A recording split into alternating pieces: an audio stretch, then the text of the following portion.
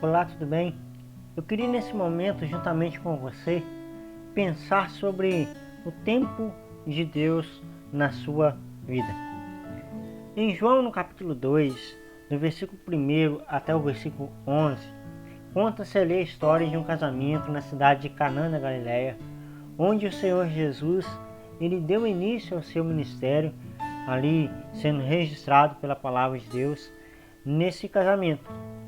E o que isso tem a ver com o tempo?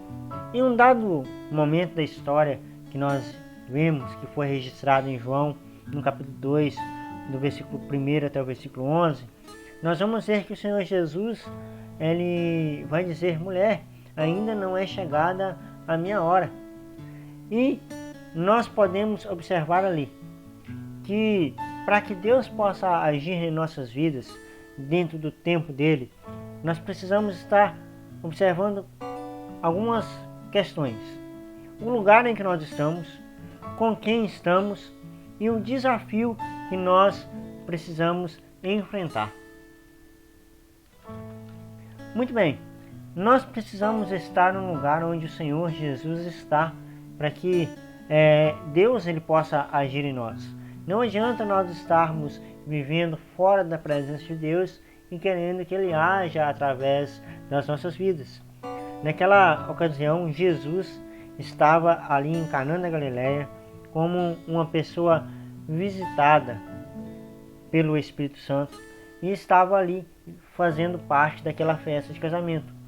E ali nós vemos que Canaã da Galileia era um lugar certo para se dar um banquete que poderia servir muito vinho, porque Canaã da Galileia era uma cidade que vivia da venda do vinho e da pesca. A fonte de renda daquela cidade era o vinho e a pesca.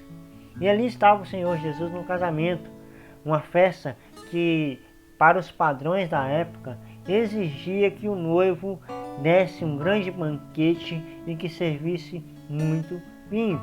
Então, Jesus ali ele estava no lugar certo para que ele pudesse fazer aquilo que ele fez nesse casamento, nesta ocasião. E nós precisamos entender com quem nós precisamos estar para que o tempo de Deus ele esteja sendo aproveitado da melhor forma. Jesus ali estava como o melhor convidado daquela festa, um convidado de honra. Jesus ele foi chamado juntamente com os seus discípulos e sua mãe para estar ali naquela cidade, participando daquele banquete e daquele casamento.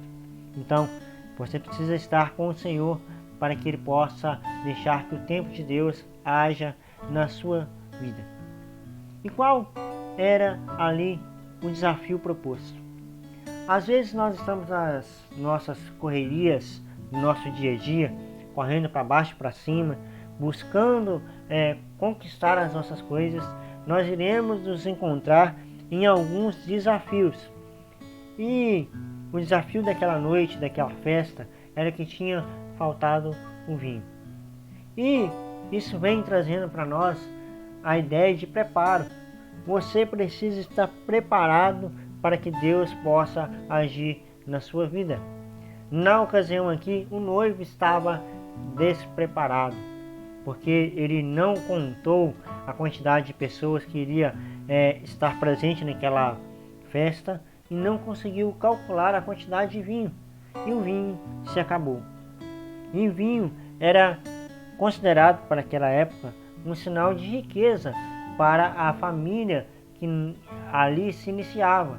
Os dois noivos, se tivesse muito vinho, simbolizava que aquela família que estava sendo iniciada seria uma família muito rica.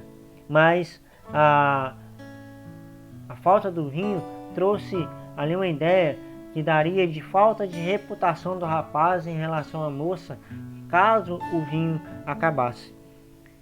Nós precisamos entender que da mesma forma que não dava para substituir o vinho naquela festa, nós não podemos substituir o Senhor Jesus como autor e consumador da nossa fé. Nós precisamos dele para que o banquete seja completo, para que a riqueza possa estar entrando na nossa vida de forma espiritual. Nós precisamos buscar que Deus esteja pronto a providenciar aquilo que precisamos, esteja no meio em que nós estamos ali vivendo, para que Ele possa agir e nos tirar dos desafios que a vida nos propõe. E nós precisamos buscar nos purificar. Note que o Senhor Jesus ele pega ali as talhas que eram cheias d'água, e essas talhas eram usadas pelos judeus como sinal de purificação. O chefe do lar oferecia a água daquelas talhas para que os seus convidados pudessem lavar os seus pés para entrar na casa. E nós precisamos ter essa ideia de purificação na nossa mente e no nosso coração.